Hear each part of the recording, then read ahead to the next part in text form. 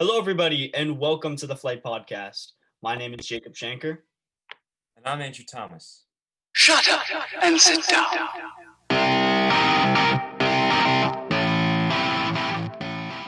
As we are well in week 4 of the NFL season, we're starting to see the players that are busts and the ones that are sleepers on fantasy football. So today we are going to discuss who some of our busts and sleepers have been for each position in fantasy football. Starting with quarterbacks. So Andrew, who have been some of the busts and some of the sleepers that you've seen so far throughout the season? Well, a bust for me, and you're not going to like this, Daniel Jones. He's just been awful. He had negative 0.28 at one point in the game, and he's just been like terrible. I'm gonna show you some stats for like what he's been doing. He's averaging 11 points. He's the 30th best.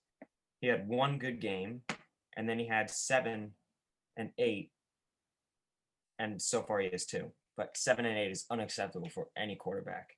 That's just terrible. I mean, for me, if I'm going to be an unbiased opinion, you don't want him on your team. No. There are a lot of great quarterbacks. The quarterback position is a position where there's a lot of players you can get. Daniel Jones is that one player I don't think you just don't want him on your team. Maybe off your bench just in case for a bye week or if someone gets injured, maybe, but at best, yeah. Um for me, a bust, I mean, I don't think he's been bad. I just think in terms of how he was compared to last year to this year, Lamar Jackson. And I still think he's an amazing player. I think he's still incredible. But overall, he was number one last year. He popped off. And I know we just haven't been seeing him play out as he normally is. I mean, he hasn't really been connecting as much with the wide receivers.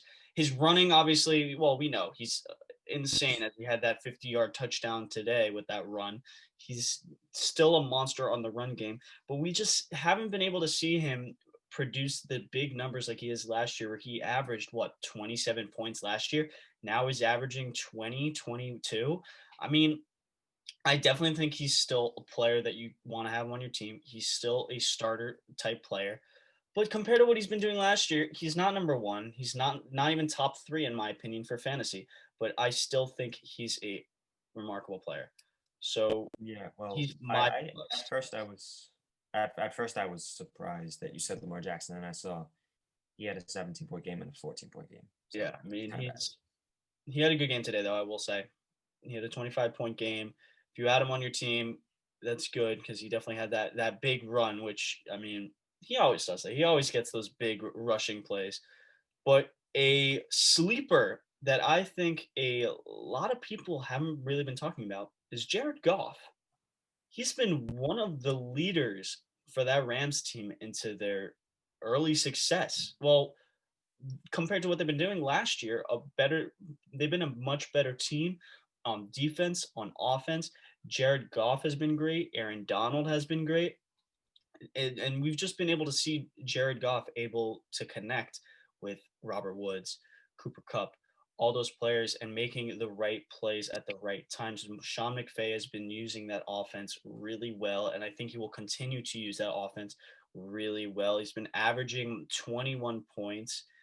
He had the first week he didn't do as well. He had 10.5. But besides that, he almost had that comeback last week, and I gotta say he's a starting caliber quarterback. Who's your sleeper, Andrew? My sleeper is, well, obviously, I think everyone would say Josh Allen because Josh Allen probably wasn't someone that they had on their starting quarterback, but so far he's averaging 30 to 31. He's the second best. Yeah. And I forgot who your not point guard. My God, I got basketball still in my head. I Your got you. starting QB was, I think it was Dak Prescott, and you took him out for Josh Allen. And Dak was I number mean, 3, number 2 last year. yeah. I mean, Josh Allen, he's been the top 3. He's been the second best quarterback so far this year, right behind Russell Wilson. Obviously, he was having a monster year. But I mean, for me today, yeah, that's why I put Josh Allen in front of Dak Prescott. I mean, I didn't expect Dak Prescott to go off with how he did today. I mean, again, I feel like has also been a big sleeper. I mean, he had 37 points today, 4 touchdowns, over 500 yards. He's leading in passing yards. He's nuts.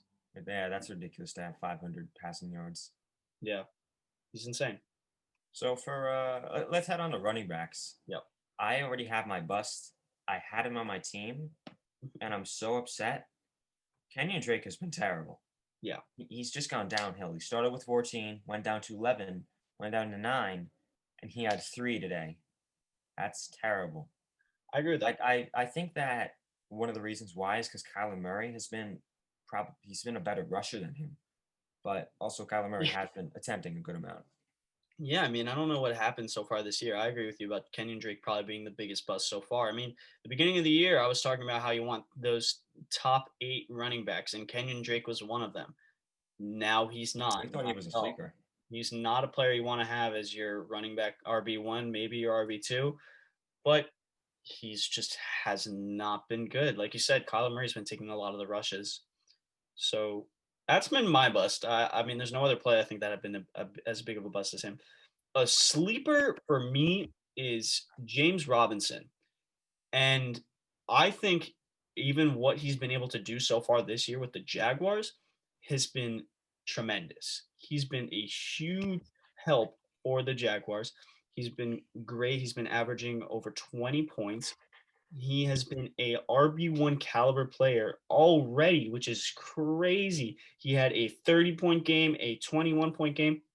He's nuts, and that's my sleeper so far. Who's yours, Andrew? Mine is James Conner. He had a bad game 1, but that was because he had an injury. Yep. But in the past 2 games, he's averaging 22, 20, and 25 he had. He's been getting a good amount of receptions. He got 6 in the past 2 games, and he had 55 yards. But he's also been rushing for more than 100. And James Conner was a guy that you probably would expect to average probably somewhere around 14, 15, but he's averaging 20. Yeah. Without game 1, 22, but 16 with an injury. I still think he would have had a good game if he didn't get injured game 1. Yeah, I still think, I agree with you. I think he's been a big sleeper, a big help on that Steelers. I mean, especially with the injuries he's had last year and coming back and showing that he's still a great running back and he can still succeed, whether it's on the field or in your fantasy team. All right, let's move on to wide receivers. I'm going to start off with sleepers, and I know everybody will agree with me on this. Calvin Ridley. There is no other player that's been doing what he's been doing. He has been number 1 in rank, and I don't know one person that would tell me that Calvin Ridley would have been number 1. I know it's mostly been because Julio Jones has not been playing as much due to injuries, but still, I gotta say, Mans is going off, averaging over 27 points, continuing to succeed on the Falcons with Matt Ryan also doing well. So he's my sleeper. Who do you got? My sleeper is Amari Cooper. Like everyone was picking up Amari Cooper, expecting him to average 15 or like he's been the most consistent wide receiver besides Calvin Ridley. He's been great. I think he had 34 today. He's consistently good, and I think that he's very undervalued. Yeah, I can agree with that.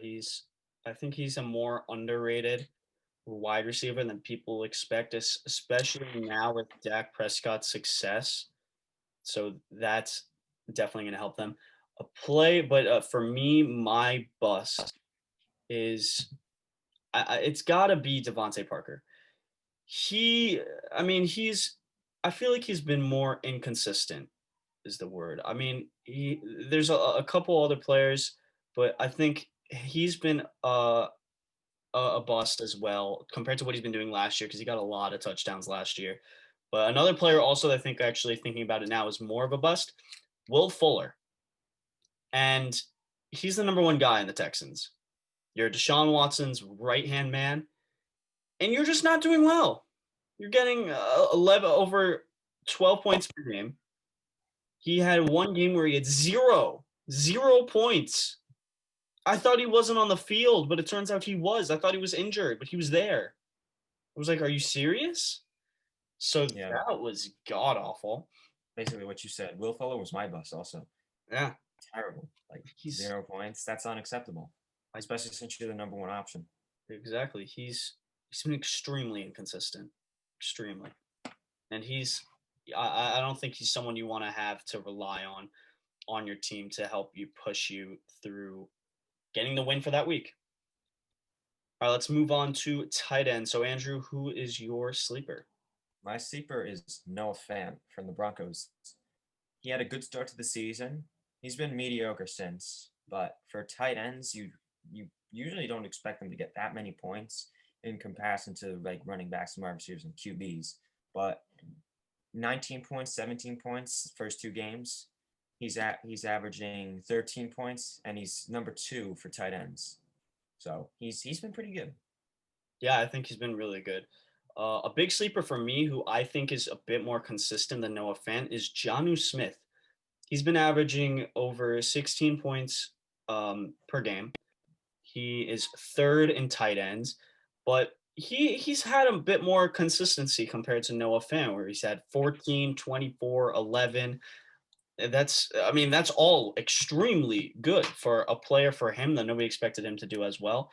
So I think he's been a great help for the Titans, obviously, now that they have a bye week this week. But I still think he's going to be a tight end that you want to pick up. If nobody has him, you want him. And a bust for me, I mean, I got to go probably with Gronk. I mean, here's the thing. Gronk, I know he's just coming out of retirement. He's probably not as in shape, and I know the Bucks have a lot of options. But on the Patriots, who was Tom Brady's right-hand man? Rob Gronkowski. Not Julian Edelman, it was Gronk. Gronk was always there for Tom Brady to break him out, to always get him to do plays.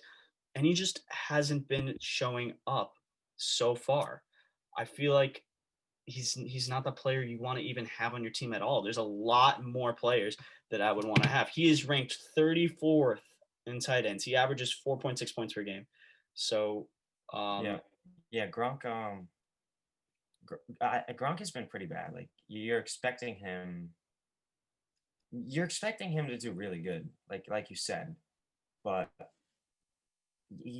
I want to say George Kittle because of injuries and because George Kittle was so good. I mean, he's been injured. That's why I'm not going to say bust. I mean, Yeah, he's always dealing with an injury, but when he's on the field, he's always insane. yeah. I don't want to say George Kittle, and I'm gonna agree with you on Gronk. I originally had George Kittle, and I'm like, nah, he's injured. He'll be back. He'll be fine. He'll Yeah. be really good, not just fine. Yeah. Because you convinced me that he was better than Travis Kelce yesterday when we were talking about it. Because Travis Kelce is just a better catcher, and that's it. So Yeah. I mean, I still think Travis Kelce is number two. I still think he's insane. yeah, he's a But beast. yeah, I mean, another tight end though that I think has also been a big bust is Zach Ertz, because you got Carson Wentz and you're just not helping Carson Wentz, whether it's Oh yeah, blocking, catching. I mean, I know that there's been a lot of injuries, but still, I mean, he's got to do more. He's got to do more. All right, let's move on to the defense. Um, Sleepers, Colts defense. They have been averaging 17 points. They've big been sleeper. Big sleeper. number one in defense, and I did not expect them. I expected it to be either the Ravens, the Steelers, or the 49ers, possibly the Patriots, but I did not expect the Colts. So my sleeper is the Colts. Yeah, I think that everybody will agree that the Colts are sleeper. They had what 27 in a game. They had a safety, they had interceptions, fumble recoveries. They had They two were touchdowns in ridiculous. one game. How does Yeah, that happen, man? yeah. I mean, Usually 27 I know points. it was against, yeah, it was against the Jets, but come on, But still, yeah, but still, like that usually happens in 3 games or 2. yeah, You wouldn't expect it in one.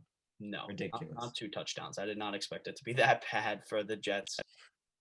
Who's been a bust for you, Andrew? The Bills. I had them. I thought they would be a top 5. They had one okay game. Well, they had one good game. And ever since they had a negative point game, and then they have a 0 point game, which is pretty bad. Like considering the fact that they had very high standards and then went all the way down, it's a little disappointing. Also because there were so many people that had it rostered. I think it was like a 98-ish%, and now it's at 89. So 10 people dropped them. Then Yeah. they're averaging 3 points. Yeah, That's a bust. that's probably a bust for me. I mean, yeah, I agree with you. I thought the Bills were going to be a top 5 defense. They are the only reason that some of these games have gotten even close, like the Rams game in week 3, the Dolphins game in week 2. Both teams just were able to somehow have a chance at beating the Bills and come back.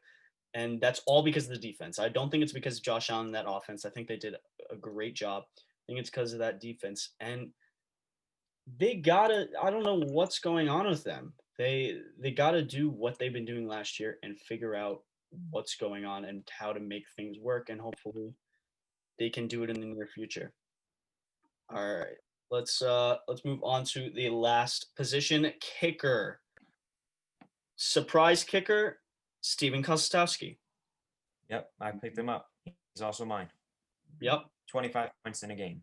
Man's, That's all I I gotta mean, say. he got all their points pretty much. He's the reason they won. He was the player of the game in week 3. Full reason. I don't think there's anybody else. Who's your bust? I was having trouble finding a bust, and then I looked at Jason Myers for Seattle, and I'm like, so like it's hard to call him a bust because he hasn't been awful. Like not well, he hasn't been good, but he hasn't been awful. He's my bust, but he also isn't really worthy of being called a bust. I didn't really find a bust. I don't really think he's a bust per se because the Seahawks haven't really gotten many opportunities where they need to kick a field goal. So he's been getting a lot of extra points, and we've seen it. So that's mostly why. But for me, the biggest bust for kickers, Harrison Butker.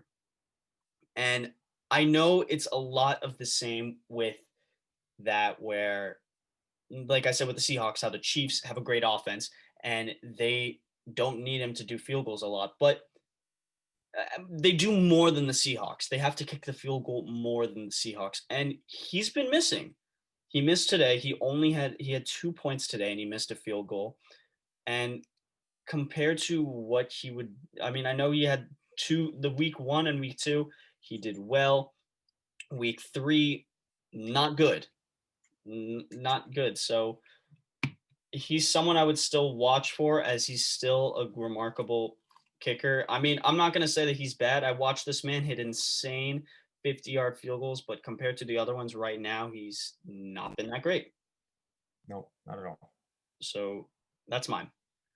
That's all for today, everyone. Thanks for watching. Feel free to comment down below who you think are the biggest busts and sleepers, and if you agree with any of ours or what changes you'd make to ours. See you guys next time.